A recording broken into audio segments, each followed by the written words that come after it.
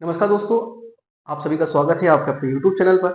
आज हम लोग सीपीसी का एक टॉपिक है वादी और प्रतिवादी कौन होता है। ये टॉपिक एक बेसिक सा टॉपिक है हमारा, लेकिन बहुत ही ज़्यादा इम्पोर्टेंट हो जाता है क्योंकि जब पूरी सीपीसी जब हम पढ़ेंगे तो इसमें वादी प्रतिवादी हमें देखने को मिलेगा। तो क्या होता है वादी और क्या होता है प्रतिवादी में हम समझते हैं।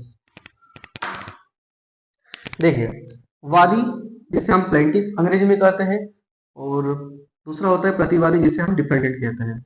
तो ये कोई भी जब हम सूट इंस्टीट्यूट करते हैं, सिविल सूट इंस्टीट्यूट करते हैं, तो यह हमारे जो भी हमारा वाद होता है उसके पक्षकार होते हैं। इसे हम एक एग्जांपल से समझते हैं। ये एक एग्रीकल्चर लैंड है, यानी कि कृषि भूमि है। ये वाला खेत राम का है और ये वाला जो खेत है वो है श्याम का। ठीक है। अब ये अपनी अपनी कृषि भूमियों पे क्या करते हैं, खेती बाड़ी करते हैं, फल सब्जियां जो भी लगाना है वो करते हैं। कुछ समय के बाद क्या होता है कि राम जो ये श्याम जो है वो राम की भूमि पर इतने हिस्से में क्या कर लेता है, अवैध रूप से कब्जा कर लेता है। अवैध कब्जा कर लेता है क्योंकि गांव में अक्सर होता है, क्या होता है कि अपनी जो मेड़ बनी रहती है धीरे धीरे खोदते खोदते दूसरे की मेड़ में चले जाते हैं। ठीक है। तो ये क्या होता है कि राम जो है, श्याम जो है वो राम के इतने हिस्से पे क्या कर लेता है, कब्जा कर लेता है। अब कुछ समय बाद राम जो है वो सीमांकन करवाता है तो पाता है कि जो श्याम है उसने उसकी जमीन पे इतने इतने हिस्से में क्या कर लिया है, अवैध रूप से कब्जा कर लिया है। तो यहाँ पे राम जो है वो कहाँ जाएगा, कोर्ट जाएगा। कोर्ट में जाएगा राम। यहाँ पर राम क्या है, एक दावा लेकर के जाएगा कि भाई फलाने फलाने व्यक्ति, श्याम व्यक्ति ने मेरी जमीन पर कब्जा कर लिया, मैं इतने इतने सालों से खेती बाड़ी कर रहा हूँ। ठीक है। ये भी जो भी अपनी जो कहानी होगी वो कोर्ट को बताएगा, लेकिन कोर्ट को सिर्फ बताने भर से, मौखिक रूप से कह देने से तो यहाँ पे काम नहीं होगा। राम क्या करेगा, एक वकील नियुक्त करेगा और वकील जो है एक दावा, ठीक है, दावा दावा कोर्ट में क्या करेगा, पेश करेगा। और ये जो दावा है ये के नाम से जो वकील होगा वो प्लेंट के माध्यम से जो अपना दावा है ये क्या होगा, कोर्ट के माध्यम से बताएगा। अपनी जो भी कहानी है वो वाद पत्र के माध्यम से कोर्ट में रखेगा। ठीक है। वाद पत्र को हम दावा में हम कह सकते हैं यहाँ पे।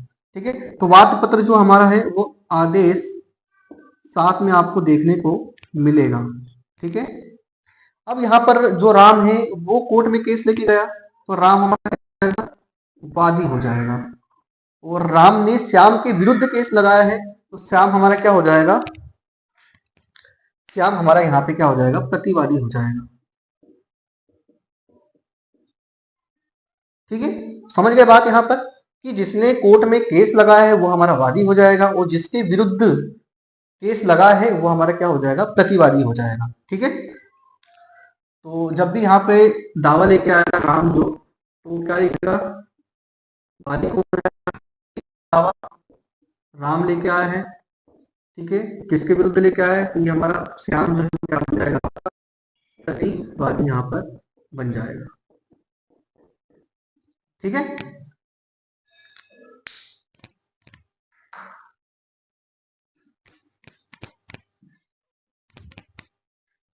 देखिए दोस्तों, अब यदि क्या हो, यहाँ पे मान लीजिए ये खेत है, जैसे हमने कहा ये राम का है और ये श्याम का है।